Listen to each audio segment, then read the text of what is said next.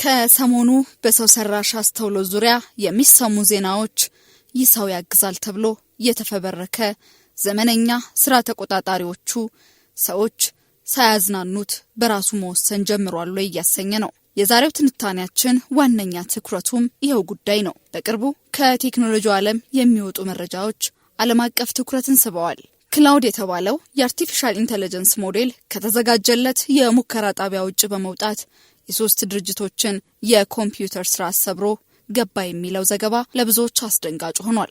ይህንን መረጃ የሰሙ አንዳንድ ሰዎች በቃ ሰው ሰራሽ አስተውሎት የሚባል ነገር ከሰው ቁጥጥር ውጭ ወጥቷል፣ እኒህ ማሽኖች በራሳቸው ውሳኔ እያስተላለፉ ነው የሚሉ ሐሳቦችን ሲሰነዝሩ መስማት ተደጋግሟል። ክስተቱ ሰው ሰራሽ አስተውሎት በራሱ ከሰው ቁጥጥር አምልጦ የፈጸመው ጥቃት አይደለም የሚሉ የዘርፉ ባለሙያዎች፣ ነገር ግን የተፈጠሩ ነገሮች የዚህ ዘመነኛ መገልገያ አቅም የት ሊደርስ እንደሚችል ስርዓቱን በአግባቡ መቆጣጠር ምን ያህል አስፈላጊ እንደሆነ የሚያሳይ አጋጣሚ መሆኑን ይገልጻሉ። በእርግጥ ምንድነው የተፈጠረው?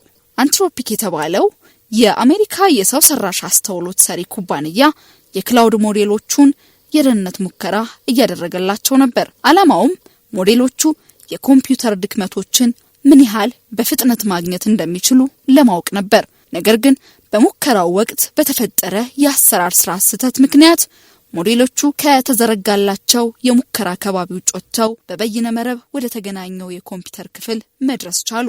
በዚያም ደካማ የይለፍ ቃላትን፣ ደህንነታቸው ያልተጠበቁ አገልግሎቶችንና መሰል የቅድመ ጥንቃቄ ክፍተቶችን በመጠቀም የሶስት ተቋማትን ስርዓት ሰብረው ገቡ። ይህ አልበቃም። ጉዳዩ ከዚህ በላይም አስፈሪ ያደረገው ነገር ሰው ሰራሽ አስተውሎቱ የኮምፒውተር ስርዓታቸውን ሰብሮ የወሰደባቸው ድርጅቶች ውስጥ ሁለቱ በተቆጣጣሪው መስሪያ ቤት መረጃው እስኪነገራቸው ድረስ ስርዓታቸው አደጋ ላይ መውደቁን አላወቁም ነበር ነው የተባለው። ይህም በአሜሪካ ደረጃ ያሉ ድርጅቶች ጭምር የተቋማቸውን የሳይበር ደህንነት ለመቆጣጠር ምን ያህል ሩቅ እንደሆኑ ያሳያል በሚል መነጋገሪያ ሆኗል። እንደ አንዳንዶቹ አባባል ሰው ሰራሽ አስተውሎት ከኪስ ገንዘብ ወስዶ ጭምር ተዘራፊው ሰው እንደተወሰደበት እንዳያውቅ የማድረግ አቅም ላይ ደርሷል ብለዋል። ከዚህ ከመረጃ ምንተፋ ጋር በተገናኘ ብዙ ጊዜ ስንጠቀመው የሚስተዋለው ሀክ የሚለውን ቃል ሰዎች በቀጥታ ከዘረፋ ጋር እንደሚያገናኙት ያመላከተው መረጃው፣ በቴክኖሎጂው ዘርፍ ግን ሀክ የሚለው ቃል በኮምፒውተር ስርዓት ውስጥ ያለንን ድክመት ተጠቅሞ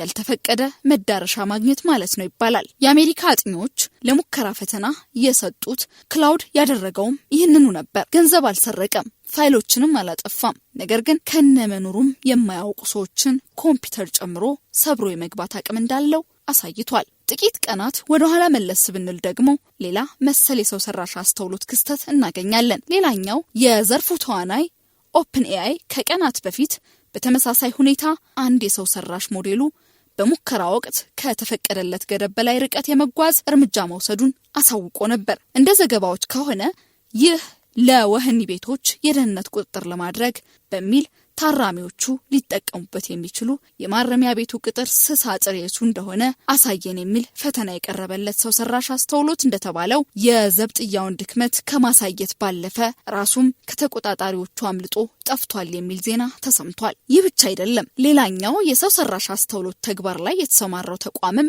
እንዲሁ በሙከራ ሂደት ላይ የነበረ ስርዓት ሾልኮ ከታዘዘው ውጭ ሌሎች ተቋማትን ኮምፒውተር ስርዓት ሲበረብር አግኝቼዋለሁ። በዘመነ ቴክኖሎጂ ባልከላከለው ኖሮ ተሻጋሪ የኮምፒውተር ስርዓት ጉዳት ያደርስ ነበር ብሏል።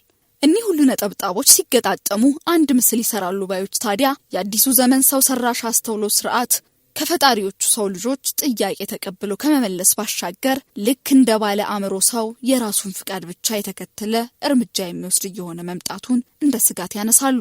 ሰዎች እስከ ቅርብ ጊዜ ቻትጂፒቲን ወይም ደግሞ ክላውድን አንድ ጥያቄ ይጠይቃሉ፣ ስርዓቱም መልስ ይሰጣል። ይህ የተለመደና ቀላል የሚመስል ሂደት ግን አሁን ሰው ሰራሽ ወኪል ስርዓት አካሄድ መለወጥ ጀምሯል። ሰዎች ይህን ስራ ከውን ሲሉት የሰው ሰራሽ አስተውሎቱ በቅድሚያ እንዲያሟሉለት ከሚፈልጋቸው ነገሮች ቀዳሚው የበይነ መረብ ግንኙነት ነው። በዚያ ተጠቅሞ ለጥያቄው ምላሽ ለመፈለግ ድረገጾችን ይከፍታል፣ ያነባል፣ ይጽፋል። ጥያቄውንና ምላሹን ይበልጥ ለመመርመር በራሱ ውሳኔ ሌላም እርምጃ ይወስዳል። ቀጥሎም በቀጣዩ የሚያቀርበውን ምላሽ ማቅረቢያ ዘዴ መቀመር ይጀምራል። ትልቁ አገልግሎቱም ስጋቱም የሚመጣው እዚህ ጋር ነው። ከዚህ በፊት በሩቅ ባሉ ኮምፒውተሮች ላይ የሳይበር ጥቃት ለመፈጸም ብዙ ቀናት የሚወስድ ስራ ሰፊ የሰው ኃይል የሚያስፈልግ ነበር። አሁን በዘመነ ሰው ሰራሽ አስተውሎት ግን ስርዓቱ በደቂቃዎች ውስጥ በመቶዎች የሚቆጠሩ ስርዓቶችን በርብሮ የመጠበቂያ ግድግዳዎችን ጥሶ መረጃ ይመነትፋል። ይህን መሰል መረጃ ተቋማትን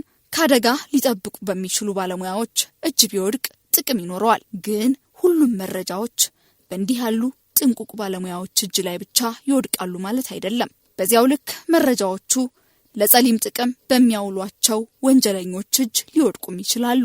እዚህ ላይ እንግዲህ ዋነኛዎቹ የሰው ሰራሽ አስተውሎት መሪዎች እንኳን በዚህ ልክ ከቁጥጥራቸው ውጭ የሆነ ከተቸገሩ ለዘርፉ የዳበረ አቅም ባልያዘችው አህጉራችን አፍሪካስ እንዴት ያለ ችግር ይፈጥራል? አሁን ላይ በአህጉሪቱ ያሉ ባንኮች፣ የቴሌኮም ተቋማት፣ ዩኒቨርሲቲዎች፣ መንግስታትና የጤና ተቋማት በኢንተርኔት ላይ የተመሰረተ አገልግሎት እያስተዋወቁ ነው። በእርግጥም የዘርፉ ወሳኝነት እየጨመረ በመሄዱ ዘርፉን መቀላቀል አስፈላጊ መሆኑ አያጠያይቅም። ግን እነዚህ ተቋማት ከመገልገል ባለፈ ከዚሁ ጋር ተያይዞ የሳይበር ደህንነታቸውን ካላጠናከሩ ከፍተኛ አደጋ ሊያጋጥማቸው እንደሚችል በስጋት ይነሳል። የሰሞኑ የክላውድ ክስተት አንድ ነገር በግልጽ አሳይቷል። ሰው ሰራሽ አስተውሎት አሁን የመረጃ ማቀበያ ብቻ ማሽን አይደለም። የሚያስብ፣ የሚያቅድ፣ የሚፈጽም ራስ አከል መሳሪያ እየሆነ ነው። ባለሙያዎቹ ይህም ሁሉ አደጋ እያለም ቢሆን ይህን ቴክኖሎጂ መፍራት አያስፈልግም ይላሉ። ይልቅ በጠንካራ የሳይበር ደህንነት ቁጥጥርና በኃላፊነት በመመራት በብልሃት መገልገል ይበጃል ነው የሚሉት። ለዚህ ዘገባ ቢቢሲ፣ ያሁ ኒውስ፣ ዘ ኒውዮርከር፣ ኤክሳቢም ድረገጾች ያስተላለፉትን መረጃ በዋቢነት ተጠቅመናል።